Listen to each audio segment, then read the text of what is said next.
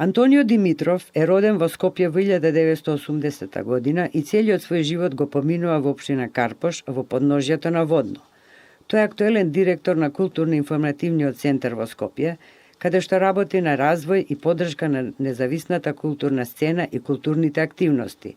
Димитров има образование во правото, филозофијата и новинарството и е магистар по комуникација и нови медиуми, а неговите интереси вклучуваат уметност, музика, медиуми и општествени прашања.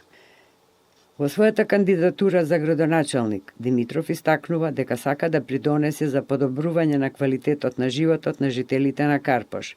Неговите приоритети вклучуваат децентрализација на власта, отварање на културни и рекреативни простори, пренамена на напуштени градски објекти и поддршка на социјално загрозени категории граѓани. Тој смета дека локалната власт треба да биде посветена на потребите на заедницата и да работи на развој на јавниот простор и инфраструктурата. Ја добивте довербата од партијата. Зошто мислите дека ја заслужувате и од граѓаните? Мојата кандидатура произлегува од генералните политики на политичката партија Левица визави политичката реалност во нашето општество. Очигледно е дека во изминатите 35 години владеат само две политички опции или една партија генерално. Јас ја нарекувам СДСМ, ДПМН, која што ни ги загорчува животите и време беше конечно да се даде некаков контрапункт и мојата и кандидатурата на останатите градоначалници, дали во град Скопје или во останатите општини во градот, па и остатокот од државата се некаква рефлексија на целата таа политичка реалност која што ние ја живееме. Досега единствено им се оставаше опција на гласачите само тоа. Да се гласи или за едната или за другата, или тоа е она кое што јас го нарекувам синдром на 90-тите или бинарна визура. Доколку едните не ви чинат ќе гласате за првите, доколку овие не ви чинат ќе гласате за овие и цело време се вртиме во круг. Меѓутоа ние за прв пат во колку години наназад постои Левица нудиме една нова политичка култура.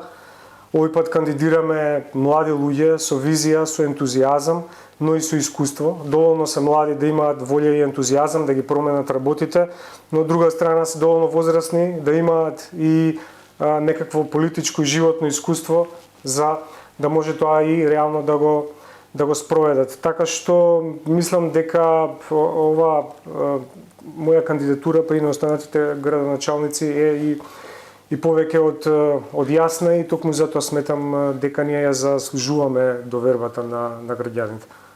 Каква ќе биде вашата кампања?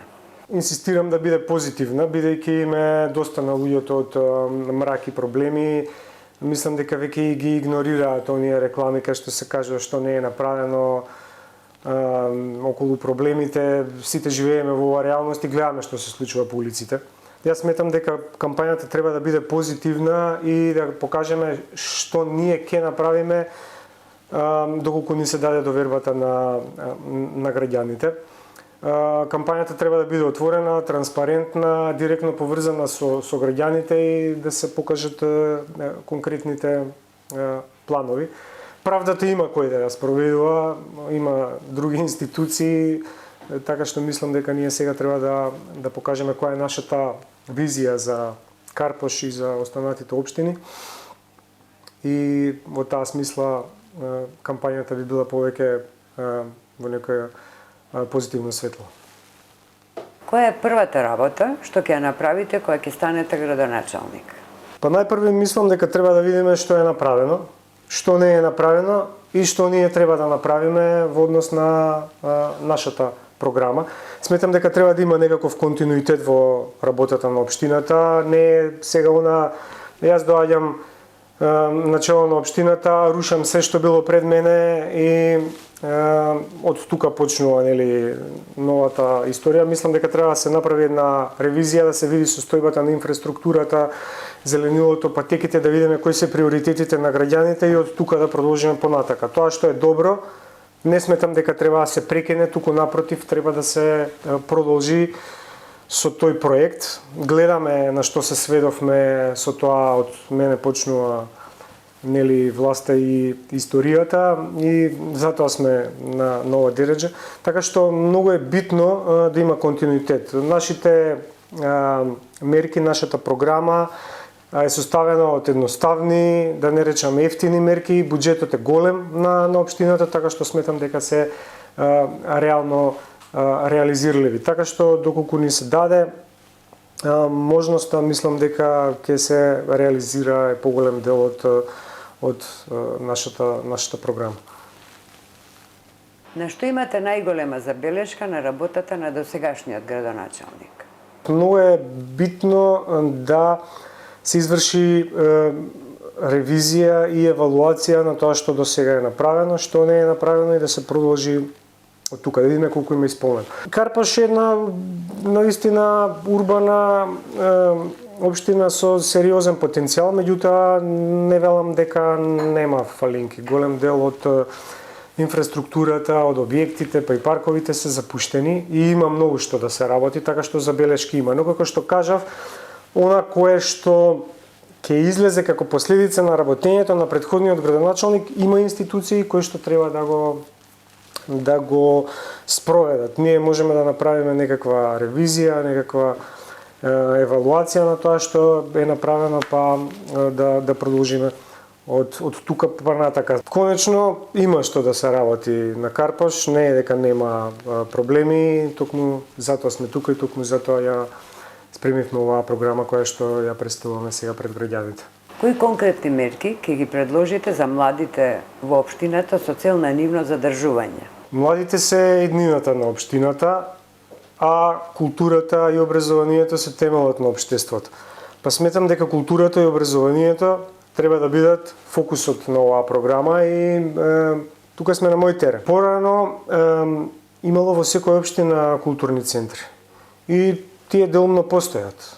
Не знам дали се приватизирани, дали се руинирани, меѓутоа мислам дека таа инфраструктура треба да се искористи. Моето искуство во Советот во град Скопје и во како директор на културно-информативниот центар Скопје стекнав искуство дека ние имаме сериозна инфраструктура во градот кој што е доволно само да се реконструира. Не знам дали сте свесни, но Скопје е Европски град на културата 2028 година, тоест 2 години од сега. Технички тоа значи дека е утре. Зошто зборам така? Министерот за култура ветуваше при отварање на еден од овие нови културни центри, ветуваше 10, 11, 12 и самиот не знае колку кажа нови културни центри дека ќе се изградат. Знаете ли што значи тоа? Дека тоа е невозможно. Сите се жалат од нехигиената во внатрешните делови на општината, кои што се пак под нивна ингеренција. Дали имате план и програма како на граѓаните ќе им овозможите здрава и почиста животна средина? Мотото на нашата програма, главната девиза е генералка за Карпаш, што значи фокусот е и на комуналната хигиена. Тоа е првиот столб од оние 9 кои што се содржани во нашата програма. Редовни инспекции, значи некои стандардни водување некои стандардни параметри, редовни инспекции, апликација за пријавување, чистење редовно на јавните простори, корпи за отпад, тоа се нели оние стандардни процедури. Меѓутоа, формирање на јавно предпријатие за зеленило и хигиена е исто така едно од нашите проекти и визии за почист Карпаш, со тоа и нема да се одлеваат средства во оние приватни компании кои што се ангажираат за да ги завршат овие работи за општината.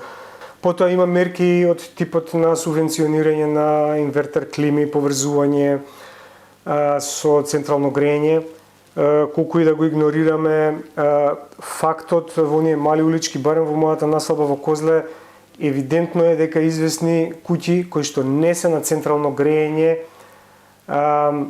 чадат или мирисаат и се гледа дека не се греат ни на дрва, туку на некои пелети или на некои импровизирани средства за грење и се гледа која куќа на што се грее. Така што колку и да го игнорираме тој факт, во оние мали улички во периферните населби се чувствува тој момент, така што ќе имаме мерки од сите аспекти околу загадувањето и зеленилото, што сметаме дека е приоритет и токму затоа е ставен како прв столб во нашата програма.